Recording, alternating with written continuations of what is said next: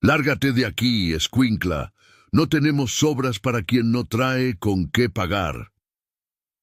El grito cruel del comerciante fue lo que despertó la mañana, incluso antes de que la ciudad fuera devorada por la densa neblina blanca. La pequeña Rosita, de apenas 7 años, tropezó en la helada acequia, pero no derramó ni una lágrima. Tenía el corazón petrificado por la necesidad y el alma rota por la injusticia de un mundo que la ignoraba. Apretó la tela raída contra su pecho y, con la dignidad de quien carga el peso de una vida entera sobre los hombros, se levantó para enfrentar su destino. Rosita no lo sabía, pero sus pies descalzos estaban a punto de cruzarse en el camino del hombre más temido y poderoso de la Ciudad de México, el Duque de Sombranueva. La bruma de esa mañana no era una neblina cualquiera. Espesa como lana mojada, se levantaba del mismo empedrado, como si la ciudad quisiera ocultar su indiferencia bajo un sudario frío y blanco. El sonido de cascos lejanos se perdía en aquella cortina opaca, e incluso las voces de los pregoneros sonaban ahogadas, distorsionadas por la humedad que se pegaba a la piel y a los pulmones por igual. Fue en este silencio húmedo, casi sagrado en su desolación, que apareció la niña. No tendría más de 7 años. Llevaba un vestido que alguna vez fue azul, ahora manchado por el lodo y el tiempo en inciertos tonos de gris. Sus pies descalzos dejaban pequeñas huellas decididas en el suelo mojado. Contra el pecho aferraba un trozo de tela gastada, quizá la única posesión que tenía además del coraje silencioso que emanaba de sus pasos. No lloraba, no extendía las manos en una súplica teatral, no inclinaba la cabeza en sumisión anticipada. Simplemente caminaba de puerta en puerta, deteniéndose ante cada transeúnte con la misma dignidad inquebrantable, como si llevara dentro de sí un derecho inalienable a la existencia. La mayoría desviaba la mirada. Algunos aceleraban el paso. Otros murmuraban excusas vacías antes de que la niña pudiera siquiera abrir la boca. La Ciudad de México estaba llena de miseria en aquel invierno de 1850, y la compasión era un lujo que pocos podían o querían permitirse. Entonces se detuvo frente a él.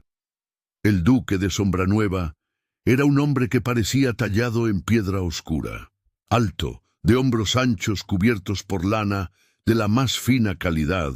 Su postura era tan rígida que podría haber servido de regla para enderezar el mundo torcido a su alrededor. Sus ojos, de un gris tormentoso, rara vez se fijaban en algo más del instante necesario. No necesitaba mirar para hacerse notar. Su presencia imponía respeto, distancia y un silencio que precedía a las órdenes no dichas. A sus 32 años, cargaba con la reputación de un hombre justo pero implacable, un aristócrata que cumplía con sus deberes con precisión mecánica, pero que jamás se dejaba tocar por los llamados emocionales. Se decía que había perdido la capacidad de sentir cuando enterró a su esposa y a su hijo pequeño 5 años atrás. Desde entonces, Sombranueva se había transformado en un engranaje perfecto de la sociedad que lo había criado, funcional, indispensable y completamente hueco. La niña alzó el rostro. Sus ojos eran cafés, demasiado grandes para su cara delgada y portaban una claridad perturbadora. Cuando habló, su voz no tembló, no suplicó, simplemente enunció una verdad irrefutable. «Señor, mi mamá tiene hambre». 5 palabras, simples, directas, sin adornos ni manipulación, y por eso mismo atravesaron las defensas del duque con la precisión de una hoja afilada que encuentra la grieta exacta en una armadura supuestamente impenetrable. Él estaba acostumbrado a las súplicas, conocía bien el vocabulario de la necesidad disfrazada, las voces que temblaban con cálculo, las miradas que medían hasta dónde podían llevar una petición sin ofender. Esta frase, sin embargo, no pedía nada. No prometía gratitud eterna ni bendiciones divinas. Solo exponía una realidad: mi mamá tiene hambre. Y confiaba en que esa verdad, por sí misma, sería suficiente. El duque abrió la boca para responder. Quizá para ofrecer una moneda. Quizá para señalar la parroquia más cercana. Quizá simplemente para negarse y seguir su camino, como había hecho incontables veces. Pero antes de que cualquier palabra pudiera formarse, la niña se dio la vuelta y se alejó. No esperó la caridad, no comprobó si él la seguiría. Simplemente partió, con la misma dignidad silenciosa que había traído, dejando atrás solo las marcas húmedas de sus pies descalzos sobre el pavimento gris. Y el duque de Sombranueva, en contra de toda costumbre y razón, se quedó inmóvil. Por un instante demasiado largo para un hombre de su posición, se quedó allí, plantado como una estatua de piedra en medio de la neblina, observando cómo la pequeña figura se alejaba. Algo dentro de él, algo dormido, casi fosilizado, despertó con una sacudida dolorosa, una grieta, minúscula, pero innegable. Entonces, sin entender del todo por qué, decidió seguirla. No lo hizo por caridad cristiana, aunque era un asiduo asistente a misa. No lo hizo por deber social, aunque la nobleza tenía responsabilidades para con los menos afortunados. Lo hizo porque sintió, con una certeza visceral que desafiaba las palabras, que si no entendía de dónde provenía esa dignidad precoz, ese coraje tan desproporcionado al frágil cuerpo que lo portaba, algo dentro de él quedaría irremediablemente perdido. Los pasos de la niña eran rápidos, pero no apresurados. Conocía bien aquellas calles, esquivando charcos con la familiaridad de quien las recorría a diario. El duque mantuvo una distancia respetuosa, consciente de que su imponente presencia podría asustarla. Su bastón de caoba golpeaba el suelo con un ritmo constante, marcando su trayectoria a través de la niebla. Dejaron atrás la zona de los portales, donde vendedores de telas y sombrereros exhibían sus mercancías en escaparates pulidos. Cruzaron el mercado de la mañana, donde los pescaderos gritaban ofertas con voces roncas, mientras las amas de casa regateaban cada centavo. Y entonces entraron en un barrio que el duque solo conocía de paso. El tipo de lugar que los mapas de la ciudad incluían, pero que la buena sociedad pretendía que no existía. Los edificios se encogían a medida que avanzaban. Las casonas de 3 pisos dieron paso a precarias estructuras de 2, luego de 1. La piedra sólida cedió a la madera maltratada. Los olores también cambiaron. El aroma del pan recién hecho fue reemplazado por el olor agrio del caño mal drenado, del carbón quemándose, y de ese algo indefinible que solo la pobreza extrema produce. La niña se metió en un callejón angosto. El duque dudó en la entrada, cuestionando por un momento la sensatez de su impulso. Pero la pequeña figura ya desaparecía al fondo y no permitió que la duda venciera a la curiosidad. La casa era una estructura que más que existir, resistía. Paredes de madera oscurecida por el tiempo y el hollín, una ventana con el vidrio roto sellada con trapos burdos, un techo visiblemente comprometido. Una vela solitaria luchaba contra la oscuridad detrás de la tela que servía de cortina, su luz débil y vacilante como un corazón a punto de rendirse. La niña empujó la puerta, que cedió con un quejido doloroso. Antes de entrar, se giró una última vez. Sus ojos se encontraron con los del duque, y por un instante imposible de medir, algo pasó entre ellos: reconocimiento, evaluación, quizá incluso gratitud por la compañía silenciosa. Luego desapareció en el oscuro interior. El duque permaneció afuera, consciente de que cruzar ese umbral sin invitación sería una intromisión. La lluvia comenzó a caer, primero en gotas dispersas, luego en una cortina cerrada que transformó la callejuela en un río de lodo. Se subió el cuello de su abrigo de lana, pero no se movió. Entonces la puerta se abrió de nuevo. Una joven apareció en el umbral. Por un momento, el duque pensó que estaba ante una aparición. Tan incongruente parecía aquella figura con el miserable entorno que la rodeaba. Tendría 23 años, aunque la fatiga le dibujaba líneas más viejas alrededor de los ojos. El cabello castaño estaba recogido en un moño simple, con algunos mechones sueltos enmarcando un rostro de facciones delicadas, endurecidas por la privación. Llevaba un vestido que alguna vez fue fino, ahora remendado con tanto esmero que los remiendos casi se convertían en arte. Pero lo que realmente capturó la atención del duque fue su postura, erguida, inquebrantable, no doblegada por el peso de la miseria, sino templada por ella. Sus ojos, del mismo café profundo que los de la niña, lo evaluaron con una inteligencia afilada que no pedía permiso para existir. No había servilismo en esa mirada, solo cautela, curiosidad y algo que tardaría en nombrar.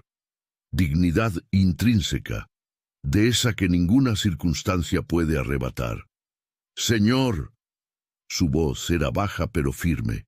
Su acento revelaba una educación superior a la esperada. «Mi hermana dijo que un caballero la siguió hasta aquí. ¿Puedo preguntar el motivo?» No era una acusación, no era miedo, solo una pregunta directa, hecha de igual a igual, a pesar del abismo social que los separaba. «Me dijo que su madre tenía hambre», respondió el duque, y se dio cuenta de que no sabía cómo continuar. La joven lo estudió por un momento que pareció extenderse más allá del tiempo. La lluvia caía con fuerza ahora, empapando el abrigo del duque, formando charcos a sus pies. Entonces ella se hizo a un lado abriendo más la puerta. «Pase, no permito que nadie, sea quien sea, se quede bajo esta tormenta cuando tengo un techo, por humilde que sea». No era una invitación, era una declaración de principios. El duque cruzó el umbral. El interior era aún más precario de lo que había imaginado. Una sola habitación servía de dormitorio, sala y cocina. Una cama estrecha en la esquina, donde una mujer mayor yacía con una respiración irregular y superficial. Una mesa con 2 sillas, una de ellas con una pata remendada. Un pequeño fogón donde una olla vacía esperaba algo que cocinar. Y por todas partes, limpieza. Una limpieza tan meticulosa que trascendía la pobreza material. El suelo de madera barrido hasta brillar, los pocos objetos dispuestos con precisión militar, la ropa colgada en perfecto orden. Orgullo. Aquel espacio respiraba orgullo. La joven se movió hacia la cama con pasos silenciosos, tocó la frente de su madre con el dorso de la mano, comprobó el pulso con dedos expertos. La niña se había acomodado en el suelo junto a la cama, observando a su madre con una intensidad que hizo que el duque desviara la mirada. «Se está debilitando», dijo la joven sin rodeos. «La fiebre ha pasado, pero el hambre...» La frase murió en el aire, pues completarla sería admitir una derrota que claramente se negaba a aceptar. El duque observó la escena con una atención que no había dedicado a nada en años. La joven ajustó la delgada manta con un cuidado que rozaba la reverencia. Cada movimiento era preciso, eficiente, pero cargado de una ternura que no se aprende. ¿Se tiene o no se tiene? «¿Cuál es su nombre?», preguntó él. «Leonor». No ofreció apellido. Quizá no lo tenía, o quizá creía que no importaba.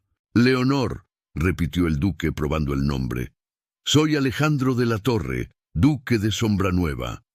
Ella levantó los ojos entonces y algo cruzó su rostro. Sorpresa, quizá, o una reevaluación. Pero no cambió su postura. No se inclinó en una súbita reverencia, simplemente asintió acusando recibo de la información. «Su excelencia», dijo, no por obligación sino por cortesía. ¿Cuántos días han pasado desde que comieron una comida decente? La pregunta fue directa, casi brusca. Leonor dudó, luego se decidió por la honestidad. 4, quizá 5, señaló la olla vacía. Teníamos unas papas. Las hice durar lo más posible. Pero ayer se acabó la última. La niña, aún en el suelo, observaba el intercambio en silencio. Sus grandes ojos se movían entre el duque y Leonor, como si viera una obra de teatro cuyo final desconocía. Alejandro de la Torre era un hombre pragmático. Enfrentaba los problemas con soluciones directas, sin sentimentalismos.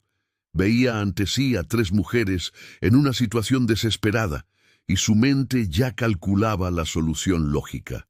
Dinero suficiente para alquilar un lugar mejor, contactos para conseguir un trabajo decente, quizá incluso una carta de recomendación. Pero algo en esa ecuación le molestaba. Algo en la forma en que Leonor lo observaba, no con esperanza desesperada, sino con una cuidadosa evaluación de sus intenciones, como si ella también estuviera calculando, midiendo, decidiendo si aceptaría la ayuda que él ofreciera. La tormenta empeorará, dijo, más para sí mismo que para ellas. Este techo... Miró el maderamen de arriba, donde ya se formaban manchas de humedad. No aguantará la noche. Ha aguantado las otras, replicó Leonor, pero sin agresividad, simplemente constatando un hecho. Pero no debería tener que hacerlo. Las palabras salieron con más fuerza de la que pretendía. Nadie debería tener que hacerlo. Leonor lo estudió por un largo momento. Luego, para su propia sorpresa, preguntó, ¿por qué la siguió, Su Excelencia? Mi hermana pequeña no es la primera niña con hambre que seguramente ha encontrado en las calles de la ciudad. Era una pregunta justa y merecía una respuesta honesta, porque no me pidió nada, dijo el duque lentamente, formulando el pensamiento mientras hablaba. Solo me dijo la verdad. Y me di cuenta de que no recuerdo la última vez que alguien hizo eso sin esperar algo a cambio. El silencio que siguió fue roto por el sonido de la lluvia intensificándose afuera, convirtiéndose en un diluvio que hacía temblar las frágiles paredes. «Vengan conmigo», dijo el duque de repente, la decisión tomada incluso antes de que su mente racional pudiera cuestionarla. Mi casa tiene habitaciones de huéspedes de sobra. Su madre recibirá atención médica adecuada. Tendrán comida, refugio, hasta que podamos hacer arreglos más permanentes. Leonor no respondió de inmediato. Miró a su madre, luego a su hermana, finalmente al duque. Y él vio el conflicto cruzar su rostro, el orgullo contra el pragmatismo, la desconfianza contra la necesidad. «No somos objetos de caridad», dijo al fin, su voz baja pero firme. «No estoy ofreciendo caridad», replicó el duque, y se sorprendió a sí mismo al descubrir que decía la verdad. «Estoy ofreciendo refugio temporal durante una tormenta. Mañana, a la luz del día, podremos discutir los términos, pero esta noche...» Miró a la madre enferma. «Esta noche...»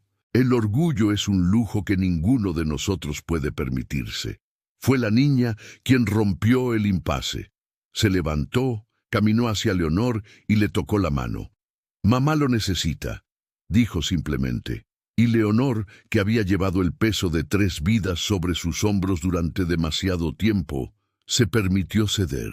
El carruaje del duque estaba estacionado a varias calles de distancia. Mandó a buscarlo, mientras Leonor preparaba a su madre para el viaje.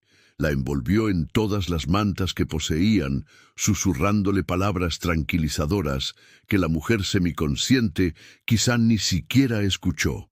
Cuando llegó el carruaje, negro, lustroso, tirado por 4 caballos que parecían criaturas de otro mundo en aquel miserable barrio, algunos vecinos abrieron las puertas para mirar. Leonor sintió el peso de las miradas, el juicio silencioso, las preguntas no formuladas, pero levantó la cabeza y cargó a su madre como si transportara la joya más preciosa del reino. El duque la ayudó a acomodar a la mujer en el interior forrado de terciopelo. La niña subió después, con los ojos muy abiertos ante el lujo incomprensible. Leonor fue la última, dudando un instante en el umbral, como si estuviera a punto de cruzar un portal a otro reino, lo cual, en cierto modo, era.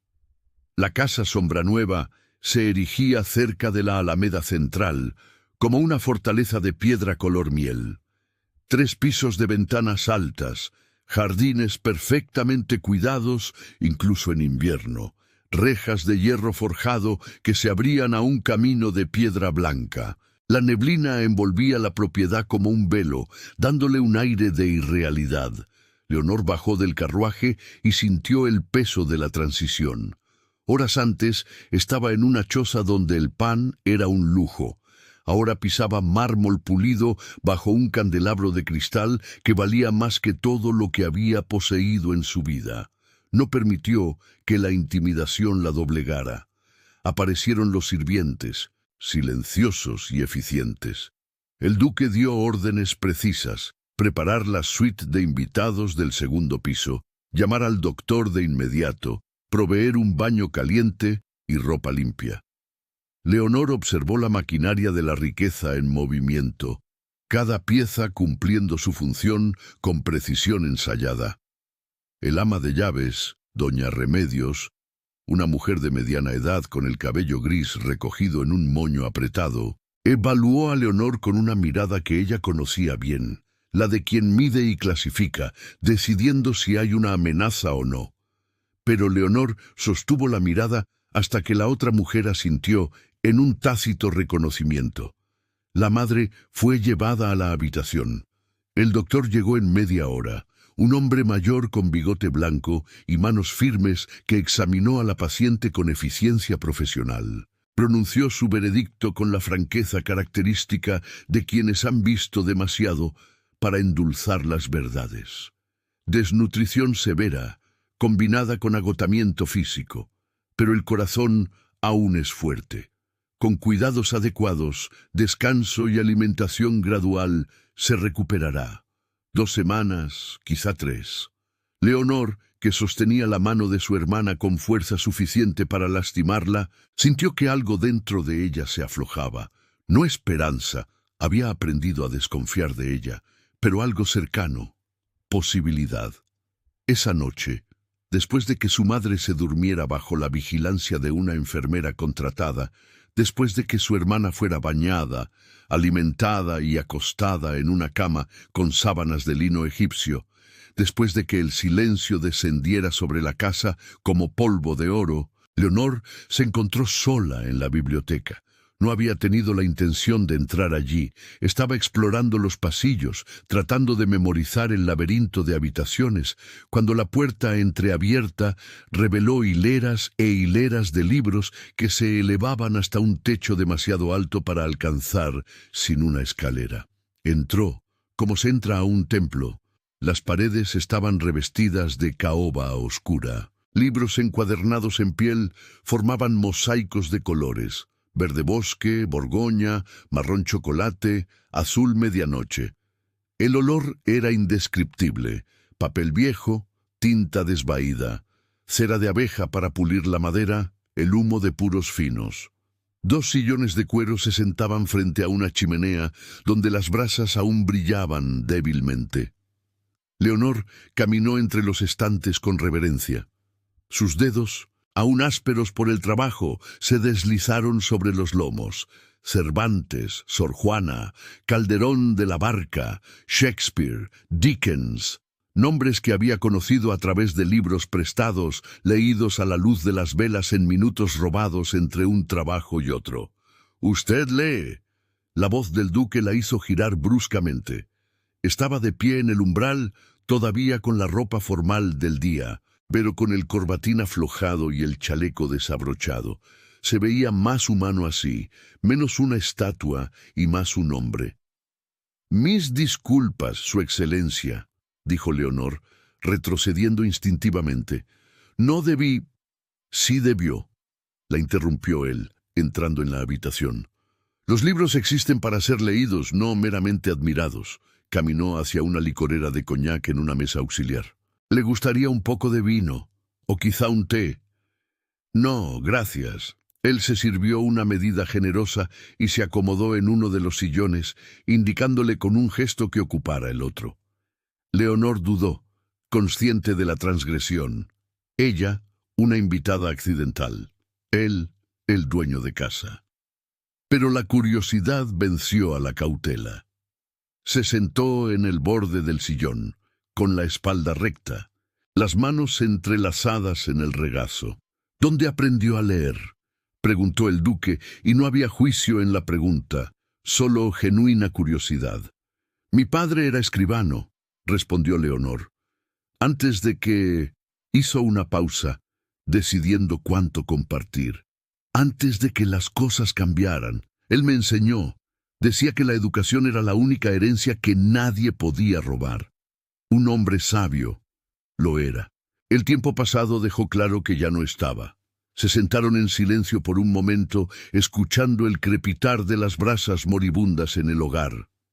La lluvia continuaba afuera, pero aquí dentro, rodeados de libros y del calor residual del fuego, el mundo parecía suspendido. ¿Por qué nos trajo aquí?, preguntó Leonor de repente. La pregunta que había estado martilleando su mente desde que cruzaron las rejas. No me diga que fue solo por la tormenta. Los hombres de su posición no alteran sus rutinas por extraños en la calle. El duque hizo girar su copa de coñac, observando cómo el líquido ámbar atrapaba y reflejaba la luz de las brasas. Cuando respondió, su voz llevaba una honestidad que Leonor no esperaba. Porque su hermana me recordó algo que había olvidado. Levantó los ojos para encontrarlos de ella. Que la dignidad no tiene precio, que el coraje existe en los lugares más insospechados, que quizá he pasado demasiado tiempo construyendo muros y muy poco recordando por qué existimos. Leonor contuvo el aliento. Había algo en su mirada, una vulnerabilidad cuidadosamente guardada, una grieta en la armadura que quizá ni él mismo sabía que estaba revelando. Y usted, continuó él, me intriga. Cualquier otra en su posición habría aceptado la ayuda con gratitud efusiva, promesas de devoción eterna. Usted cuestiona, evalúa, mantiene su autonomía incluso cuando la situación la obliga a ceder. Porque he aceptado ayuda demasiadas veces y descubrí que siempre venía con cadenas invisibles, dijo Leonor con una franqueza que la sorprendió. Aprendí que es mejor pasar hambre con dignidad que ser alimentada con un collar. ¿Y si le prometiera que aquí no hay collares? Perdóneme, Su Excelencia, pero las promesas son baratas. Las acciones son la verdadera moneda. En lugar de ofenderse, el duque sonrió. Una sonrisa pequeña pero genuina que transformó por completo su rostro. Por un instante, Leonor vislumbró al hombre que había sido antes de que la pérdida endureciera sus facciones. Entonces deje que mis acciones hablen, dijo él, levantándose. Quédense el tiempo que necesiten. Su madre recibirá los mejores cuidados. Usted y su hermana tendrán todo lo que requieran. Y cuando su madre se haya recuperado, si deciden partir, me aseguraré de que tengan los recursos para empezar en condiciones dignas. Leonor también se levantó, y de repente estaban demasiado cerca, separados solo por el espacio de un suspiro. Podía oler el aroma a sándalo y tinta de calidad que emanaba de él, ver las finas líneas alrededor de los ojos grises que atestiguaban noches de insomnio. ¿Por qué haría esto?, preguntó su voz más baja de lo que pretendía. Porque hizo una pausa buscando las palabras. Porque en todos estos años, desde que mi esposa y mi hijo murieron, he caminado por la vida como un autómata, cumpliendo deberes, manteniendo apariencias, pero sin vivir.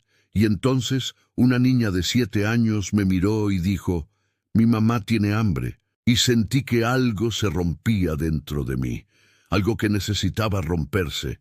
La brutal honestidad de las palabras creó un silencio denso. Leonor quiso decir algo, pero no encontró palabras adecuadas. En su lugar, hizo algo inesperado. Extendió la mano y tocó ligeramente su brazo. Fue solo un toque, breve, casto. Pero el impacto fue desproporcionado al gesto. Ambos lo sintieron. Una corriente eléctrica, un reconocimiento, algo que no tenía nombre, pero que reconfiguró el aire entre ellos. Leonor se retiró rápidamente, consciente de haber cruzado una línea invisible.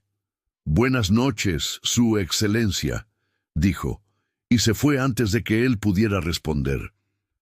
El duque se quedó allí, mirando el lugar donde ella había estado, sintiendo aún el fantasma del toque en su brazo.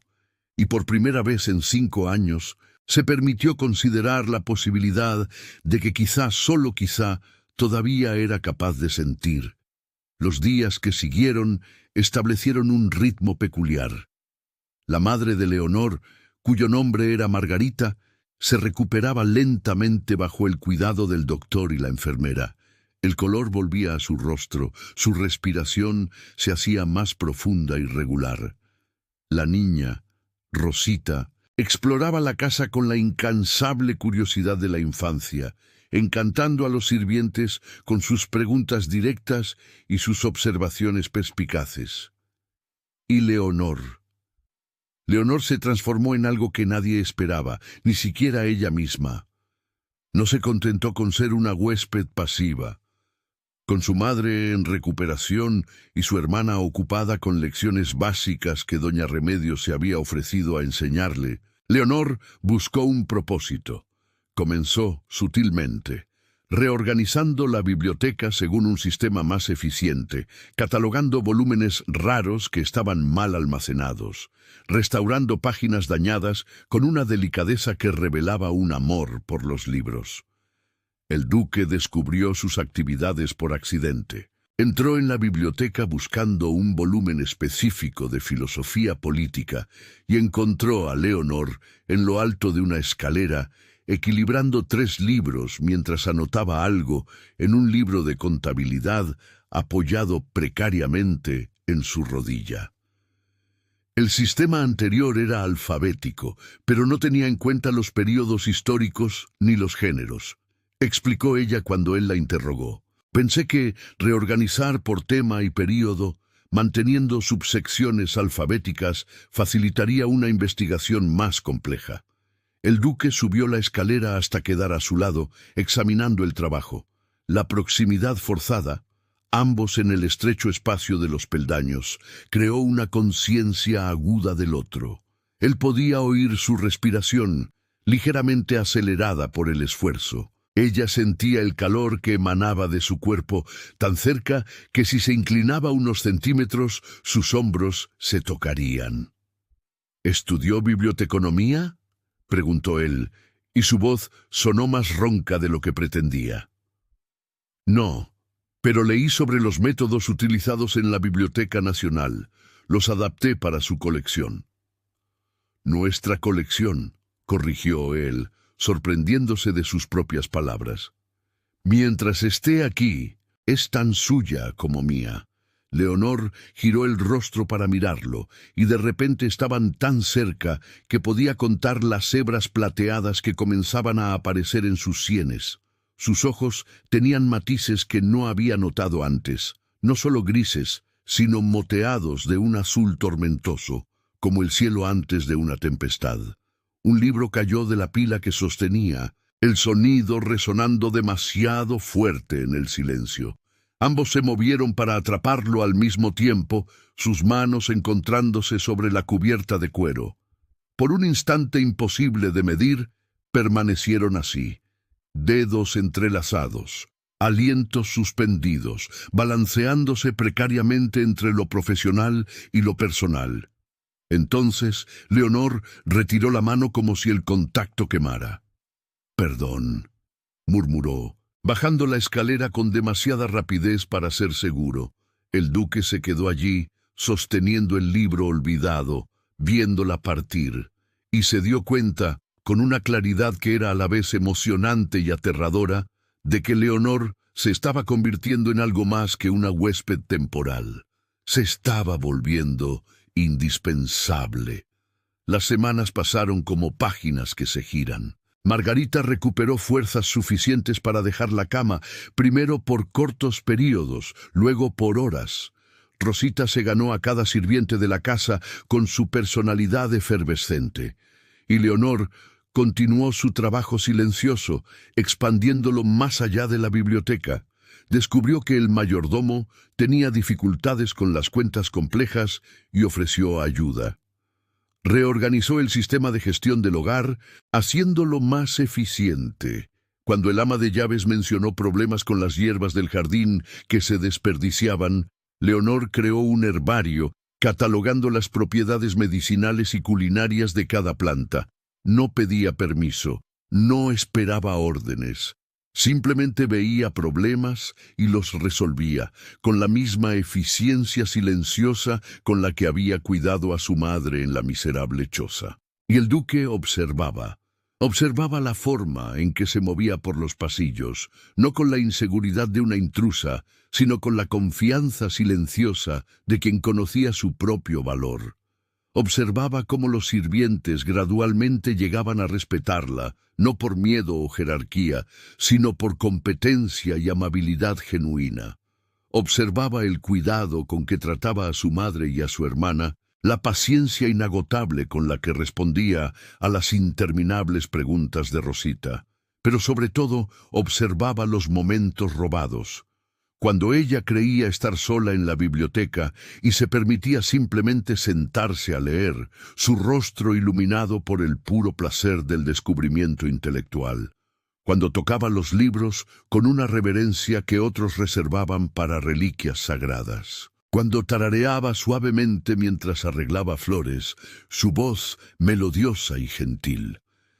Fue en esos momentos que Alejandro de la Torre, duque de Sombranueva, sintió que los muros que había construido alrededor de su corazón se agrietaban un poco más. El cambio culminó en una noche específica. Una tormenta de invierno azotaba la ciudad con una furia poco común. Los truenos sacudían las ventanas y el viento aullaba por los pasillos como una criatura viva. La mayoría de los sirvientes se habían retirado temprano y la casa estaba inusualmente silenciosa. El duque trabajaba en su estudio, revisando documentos para el Congreso, cuando escuchó un sonido, débil, casi imperceptible bajo el rugido de la tormenta. Pero inconfundible. Alguien estaba tocando el piano. Siguió el sonido hasta el salón de música, una habitación que no se había utilizado desde la muerte de su esposa. Ella solía tocar a Chopin allí en las tardes de lluvia, mientras él leía cerca. Después de que ella se fue, él había cerrado la habitación con llave, incapaz de enfrentar los recuerdos. Pero la puerta estaba entreabierta ahora, y la música fluía de ella como agua corriente. Leonor estaba sentada al piano, con la espalda recta, sus dedos moviéndose sobre las teclas con una técnica imperfecta pero cargada de emoción. No era Chopin, era algo más simple. Una canción popular mexicana transformada en algo complejo por las variaciones que ella creaba a través de la improvisación. El duque permaneció en el umbral observando. Llevaba un vestido sencillo prestado de Doña Remedios, el cabello suelto por primera vez desde que la había conocido, cayendo en ondas castañas hasta la mitad de su espalda. A la luz de las velas, pues no había encendido las lámparas de gas, prefiriendo la iluminación más suave, parecía etérea como una criatura de otro tiempo. Cuando la música se detuvo, él habló. No sabía qué tocaba. Leonor se giró en el banco con los ojos muy abiertos. «Su excelencia, yo le ruego me perdone. No debí...» Su mano se movió para cerrar la tapa del piano.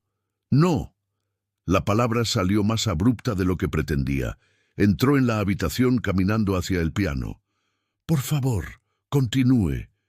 «No toco bien», dijo ella, bajando la mirada. «Mi padre intentó enseñarme, pero nunca tuvimos el dinero para lecciones adecuadas. Solo practico de memoria, tratando de imitar lo que escuché en...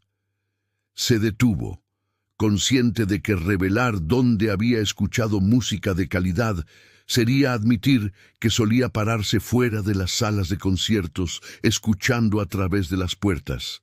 «Toca con sentimiento», dijo el duque, acomodándose en una silla cercana. «La técnica se puede enseñar. La emoción es un don». Leonor lo miró, tratando de descifrar si estaba siendo sincero o simplemente amable. Su rostro no revelaba más que una atención genuina. «Toque algo para mí», pidió, y no fue una orden, sino una solicitud. Así que Leonor tocó. Eligió una pieza que había escuchado una vez, años atrás, interpretada por un talentoso músico callejero. Era melancólica pero no triste, nostálgica pero no desoladora. Sus dedos tropezaron en algunas notas, pero no se detuvo. Dejó que la música fluyera, permitiendo que la imperfección técnica fuera compensada por la sinceridad emocional. Cuando terminó, el silencio en la habitación era más profundo que antes. El duque se levantó y caminó hacia el piano. Se paró a su lado, tan cerca que Leonor podía oler el aroma a papel y tinta fina que siempre lo acompañaba, mezclado con algo más profundo, una masculinidad embriagadora que le aceleró el corazón. «Cuando mi esposa murió», dijo suavemente, mirando las teclas en lugar de a ella, «cerré esta habitación con llave, encerré todos los recuerdos, pensé que así el dolor se detendría, pero lo único que logré fue transformar la ausencia en algo aún más grande de lo que la presencia jamás fue». Leonor no dijo nada, simplemente esperó, sabiendo que él necesitaba continuar. «Usted trajo la vida de vuelta a esta casa», continuó, finalmente levantando los ojos para encontrar los de ella. «No solo a esta habitación, sino a cada rincón, a los sirvientes que ahora sonríen mientras trabajan, a mi biblioteca que finalmente está organizada como siempre debió estar, a...» Hizo una pausa, buscando el coraje. «A mí». El aire entre ellos cambió, se espesó, se cargó de posibilidades no dichas. «Su Excelencia», comenzó Leonor, pero él la interrumpió. «Alejandro», dijo. «Cuando estemos solos, podría llamarme Alejandro». Era una transgresión de todas las reglas sociales, un abismo de clase que no debía cruzarse. Pero en ese salón de música, con la tormenta rugiendo afuera y las velas parpadeando, las reglas parecían pertenecer a otro mundo. «Alejandro», repitió ella probando el nombre en su lengua, y algo en la forma en que lo pronunció, con reverencia, con cuidado, como si fuera algo precioso, hizo que el corazón de él se acelerara. Levantó la mano, vacilante, dándole tiempo a ella para retirarse. Cuando no lo hizo, tocó ligeramente su rostro, sus dedos trazando la línea de su mandíbula con una ternura que contrastaba con la fuerza que ella sabía que esas manos poseían. «Es usted extraordinaria», susurró. No por la situación de la que vino, sino por lo que hizo con ella, por la persona que eligió ser a pesar de todo. Leonor cerró los ojos, permitiéndose solo por un instante sentir el toque, absorber el calor, imaginar que quizá, solo quizá, esto podría ser real. Entonces la realidad la golpeó como agua helada. «No», dijo apartándose bruscamente y levantándose del banco. «No podemos». «Leonor, usted es un duque», dijo, su voz temblando no de miedo, sino de un dolor autoimpuesto. «Yo soy... nada, menos que nada. Una huésped que le debe la vida a su generosidad. Esto...» hizo un gesto entre ellos. «Esto es imposible. No me importan los títulos. Pero a la sociedad le importa». Su voz se alzó, cargada de frustración. «A su mundo le importa. Usted tiene responsabilidades, deberes, expectativas. Y yo no puedo...» Respiró hondo, forzándose a decir las palabras que le desgarraban el corazón. «No puedo ser una razón más para que el mundo lo juzgue». El duque dio un paso hacia ella, pero Leonor retrocedió. «Gracias», dijo, y las lágrimas que luchaba por contener brillaron en sus ojos. «Por la música, por la amabilidad, por recordarme que todavía puedo sentir. Pero no puedo, no podemos». Y antes de que él pudiera responder, salió corriendo del salón de música. Alejandro se quedó allí, solo entre los recuerdos y las posibilidades, mientras el eco de la música aún flotaba en el aire.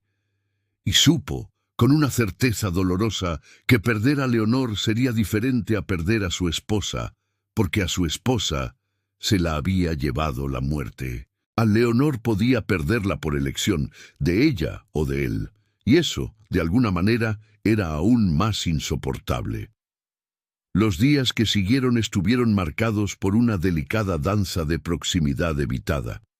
Leonor comenzó a tomar sus comidas en su habitación, alegando que necesitaba cuidar a su madre. Organizaba su trabajo en la biblioteca para las horas en que sabía que el duque estaría ocupado. Cuando se lo encontraba en los pasillos, mantenía la cabeza gacha, murmuraba saludos formales y seguía su camino demasiado rápido para permitir una conversación. Alejandro no la forzó. Respetó la distancia que ella imponía, aunque cada fibra de su ser protestaba contra la ausencia. Se sumergió en el trabajo del Congreso, asistió a más reuniones de las necesarias y regresaba tarde a casa solo para evitar las horas vacías donde la ausencia de ella era más dolorosa. Pero los sirvientes se dieron cuenta. Siempre se dan cuenta. Doña Remedios observaba el estudio del patrón con una mirada pensativa. El mayordomo vio al duque detenerse ante el salón de música, con la mano en el pomo, antes de seguir de largo sin entrar. Rosita le preguntó a su hermana por qué el señor guapo ya no venía a tomar el té con ellas. Fue Margarita quien finalmente rompió el impas. Recuperada lo suficiente como para dejar sus aposentos por períodos prolongados, convocó a su hija para una conversación que Leonor había intentado evitar. «Estás huyendo», dijo Margarita sin rodeos, sentada en el sillón de la suite de invitados con un fino chal sobre los hombros. «Estoy siendo apropiada», corrigió Leonor, mirando por la ventana para evitar la mirada penetrante de su madre. «Estás siendo una cobarde». Las palabras hicieron que Leonor se girara. «Mamá, es la verdad». Margarita señaló la silla frente a ella. «Siéntate. Hablemos como adultas». Leonor obedeció, aunque a regañadientes. «Ese hombre», comenzó Margarita, «te mira como tu padre me miraba a mí, con reverencia, con miedo de respirar demasiado fuerte y perderte, y tú lo miras a él de la misma manera, aunque intentes ocultarlo». «Es imposible», dijo Leonor con la voz quebrada. «Tú lo sabes, yo soy...» «¿Qué? ¿Pobre? ¿Sin título? ¿Sin cuna?» Margarita se inclinó hacia adelante, sus ojos brillando con una intensidad que Leonor conocía bien. «Eres educada, inteligente, compasiva y lo suficientemente fuerte como para cargar a toda una familia sobre tu espalda cuando todo se derrumbó. Eso no vale menos que un título heredado por un accidente de nacimiento». «El mundo no piensa así. El mundo rara vez piensa», replicó Margarita. «Pero tú no vives para el mundo. Vives para ti, para nosotras, para quienes importan. Y ese hombre, Leonor, en todos estos meses, ¿has escuchado una palabra irrespetuosa de él? ¿Una mirada impropia? ¿Una sugerencia indecente?» Leonor negó con la cabeza en silencio. «Entonces, ¿a qué le temes? ¿A que te ofrezca el puesto de una amante?» Margarita dijo la palabra que Leonor evitaba pensar. «No. Ese hombre te ofrecería todo, legítimamente, públicamente, y tú te niegas por orgullo». «No es orgullo», protestó Leonor, «es protección. Para él, para su reputación, para ti misma», completó Margarita suavemente. porque es más fácil protegerte de un posible rechazo que arriesgarte a ser feliz. Las palabras golpearon como una flecha bien dirigida. Leonor sintió las lágrimas arder en sus ojos. Él merece algo mejor, susurró. Él merece elegir, corrigió Margarita, y tú mereces permitirle que elija. El resto, hizo un gesto vago. El resto se resolverá o no, pero al menos habrá sido honesto. Esa noche, Leonor no pudo dormir. Yacía allí, observando las sombras danzar en el techo, repensando cada palabra que su madre había dicho, y supo, con una claridad terrible, que Margarita tenía razón. Estaba huyendo, por miedo, por una inseguridad disfrazada de noble martirio, pero lo que realmente la aterraba no era el rechazo social, era la posibilidad de ser feliz, y luego perderlo todo de nuevo. Porque ya había perdido tanto, a su padre, la estabilidad, su hogar. Casi había perdido a su madre, había perdido la inocencia de la infancia por la dureza de la supervivencia. Y cada pérdida le había enseñado que era más seguro no tener que tener y perder. Pero aquí, en esta casa imposible, al cuidado de un hombre imposible, había descubierto algo que creía extinto, la esperanza. Y la esperanza, se dio cuenta, era lo más aterrador de todo. El destino, sin embargo, no esperó a que ella resolviera sus conflictos internos. 2 días después, durante una tarde aparentemente ordinaria, un hombre llegó a la casa. Alto, delgado, con facciones que podrían haber sido aristocráticas de no ser por la crueldad que las torcía. Vestía ropas caras pero ligeramente gastadas, y llevaba un bastón que usaba más para gesticular que para apoyarse. Don Ricardo Alcázar, el tutor que Leonor había esperado, no volver a ver jamás. Apareció cuando el duque estaba fuera, en una reunión en la Cámara de Diputados. El mayordomo, sin saber quién era, lo anunció formalmente. Y Leonor, que bajaba las escaleras al oír el nombre, sintió que la sangre se le helaba en las venas. «Señorita Leonor», dijo Alcázar con una sonrisa que no le llegaba a los ojos. «Qué agradable encontrarla en circunstancias tan elevadas». El veneno en las palabras era inconfundible. Leonor se obligó a mantener la calma, incluso cuando cada instinto le gritaba que corriera. «Don Ricardo», respondió, su voz neutral, «no esperaba verlo aquí». «Me imagino que no». Caminó por el vestíbulo como si fuera el dueño, evaluando cada detalle con ojos calculadores. «Escuché rumores interesantes. La joven que robó a mi familia, ahora residiendo con un duque, debe admitir que es creativo». «Yo no robé nada», dijo Leonor, sus uñas clavándose en las palmas de sus manos. «Su acusación fue falsa, y usted lo sabe». «Lo que yo sé», dijo Alcázar, girándose para enfrentarla directamente, «es que una institutriz sin reputación está viviendo bajo el techo de un hombre soltero. Y eso, mi querida, es un escándalo esperando a estallar». La amenaza era clara. Leonor sintió que el suelo se movía bajo sus pies, pero mantuvo la postura. «¿Qué es lo que quiere?». Alcázar sonrió entonces, la sonrisa de un depredador que ha encontrado una presa vulnerable. «Una compensación. Por la pérdida de servicios, por el daño a mi reputación cuando se fue sin avisar». Cada palabra era absurda, pero las pronunciaba con convicción teatral. «Digamos que 2,000 pesos de oro deberían cubrirlo». Era una fortuna, más dinero del que Leonor vería en toda una vida, y ambos sabían que no tenía cómo pagarlo. «¿Y si no los tengo?», preguntó, aunque sabía la respuesta. «Entonces me veré obligado a hacer pública la situación. Cómo una mujer de reputación cuestionable se infiltró en la casa de un respetado duque. Cómo utiliza a su propia madre y hermana como artimaña para asegurar su posición. Cómo…». Se inclinó más cerca, su voz bajando a un susurro venenoso. como seguramente ya ha asegurado su permanencia en sus aposentos privados. La acusación era tan vil, tan absurdamente falsa, que Leonor sintió náuseas. «Tiene 3 días», dijo Alcázar enderezándose. «3 días para conseguir el pago, o toda la Ciudad de México sabrá exactamente qué clase de mujer es usted».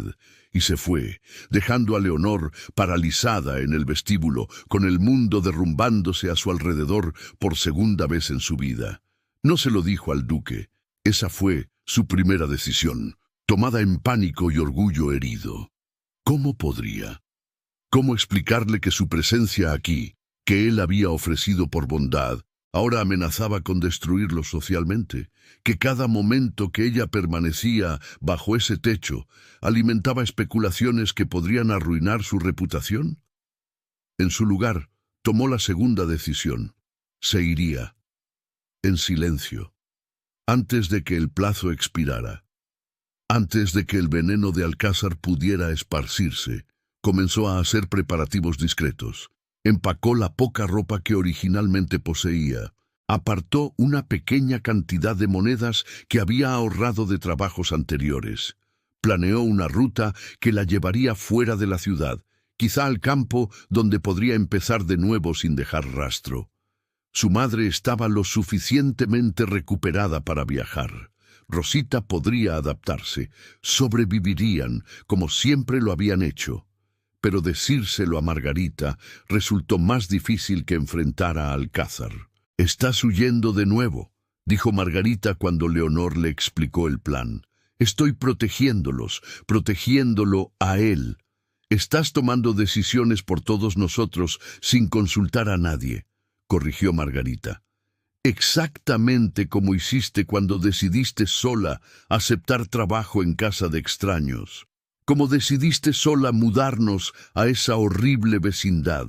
Como decides sola que sabes que es lo mejor para todos». Leonor miró a su madre, sorprendida. «Yo solo intentaba...» «Sé lo que intentabas», dijo Margarita, pero su voz era suave ahora. «Y te lo agradezco. Pero, hija, no tienes que cargarlo todo tú sola, especialmente no cuando hay un hombre ahí fuera que claramente se preocupa lo suficiente como para compartir el peso. No puede, no debe, lo destruiría. Deja que él decida eso. No puedo arriesgarme». «Entonces eres más cobarde de lo que pensaba». Las palabras cortaron profundo. Leonor se giró para irse, pero la voz de su madre la detuvo. «Tu padre», dijo suavemente, «me dijo una vez que el coraje no es la ausencia de miedo, es actuar a pesar de él. Fuiste valiente cuando me cuidaste, cuando protegiste a Rosita, cuando sobreviviste a cosas que quebrarían a gente el doble de fuerte. Pero ahora, cuando necesitas ser valiente para creer que eres digna de ser amada, huyes». Leonor sintió las lágrimas correr por su rostro. ¿Y si él no lucha por mí? ¿Y si, al enfrentarse al escándalo, elige su reputación por encima de...? «Entonces sabrás la verdad», completó Margarita con gentileza. «Pero Leonor, ¿y si sí lucha? ¿Y si te elige a ti a pesar de todo? ¿Le robarás esa elección?» Esa noche, Leonor deambuló por la casa como un fantasma.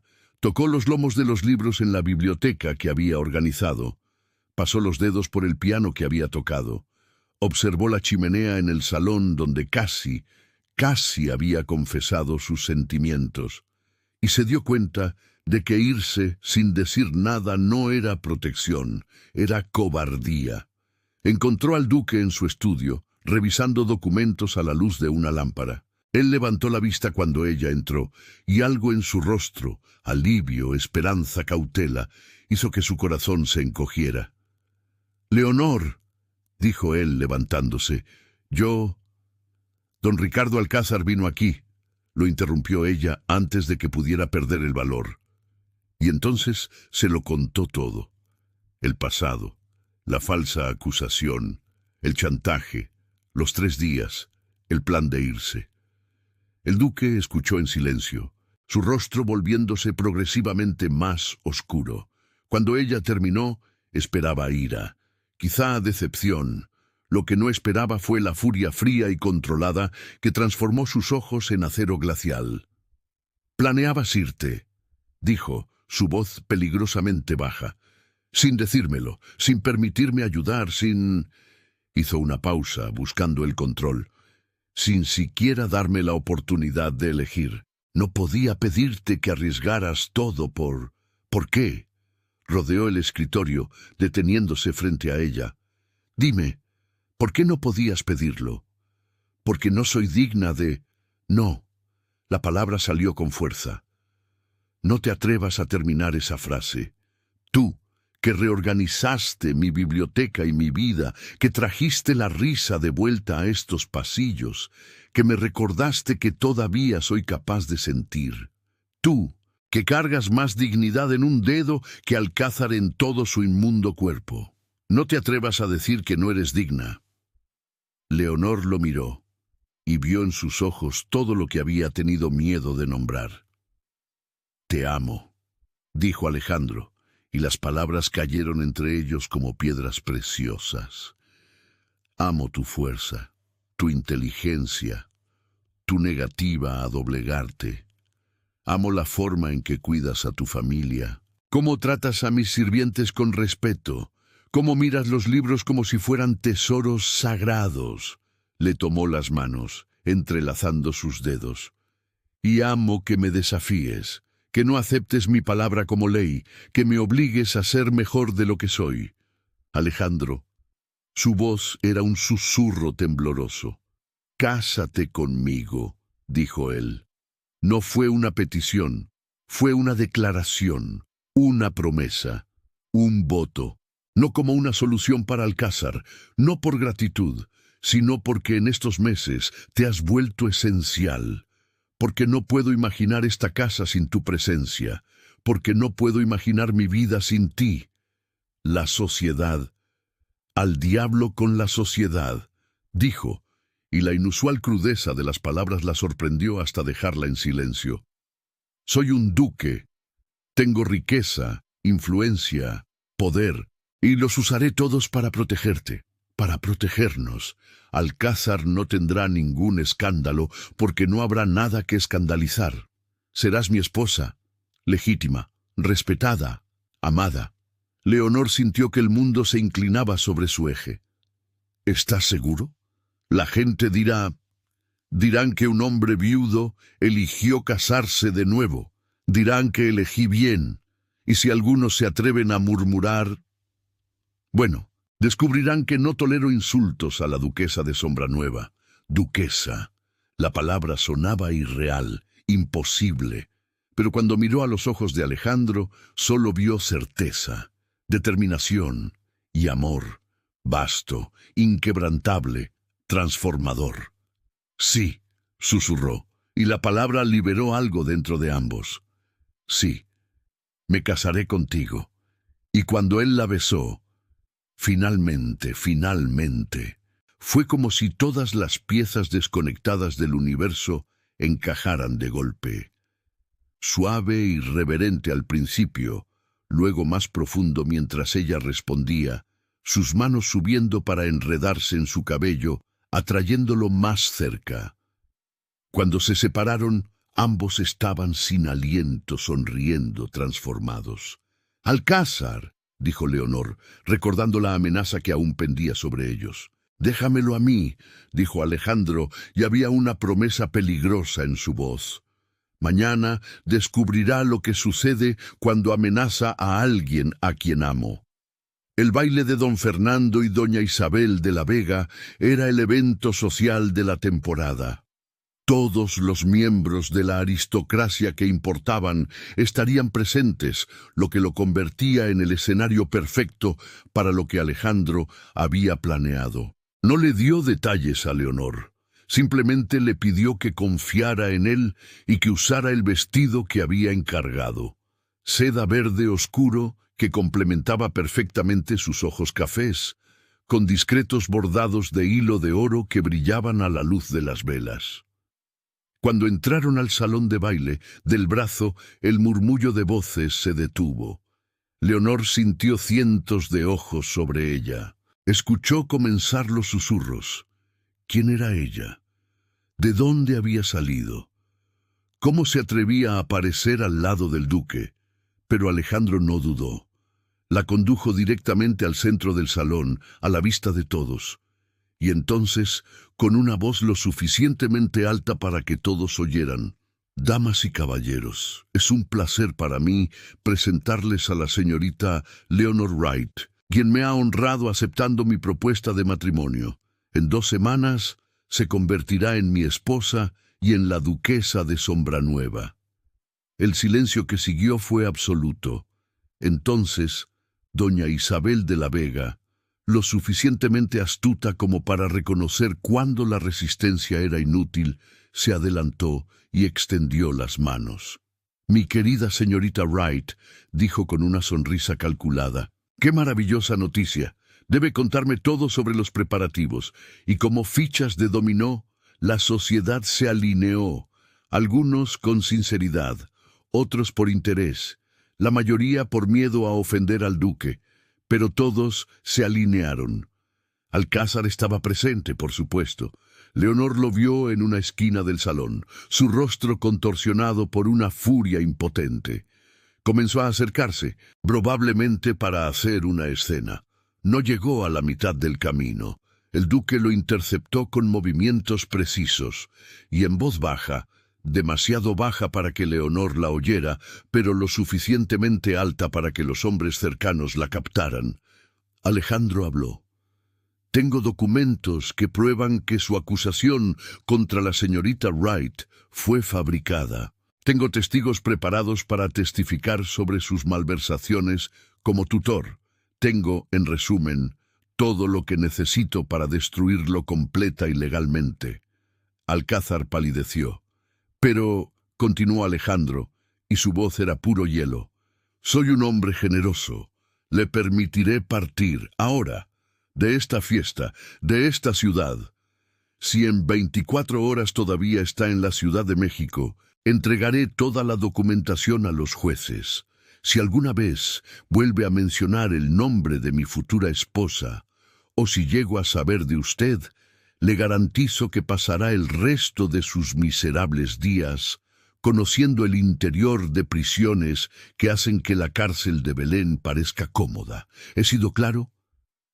Alcázar no respondió con palabras, simplemente se dio la vuelta y se fue, tan rápido que casi tropezó con sus propios pies. Y así, sin escándalo público, sin confrontación dramática, la amenaza fue neutralizada. Cuando Alejandro regresó al lado de Leonor, ella leyó todo en su rostro. «Se acabó», dijo él simplemente. Y era verdad.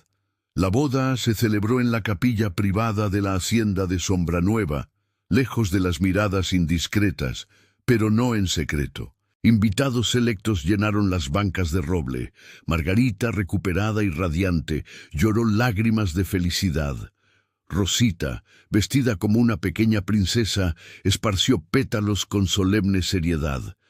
Leonor caminó por el pasillo con un vestido de encaje color marfil, simple pero elegante, y sintió como si estuviera en un sueño. Pero cuando sus ojos se encontraron con los de Alejandro, esperándola ante el altar, el amor tan evidente en cada línea de su rostro que todos en la sala podían verlo, supo que era real.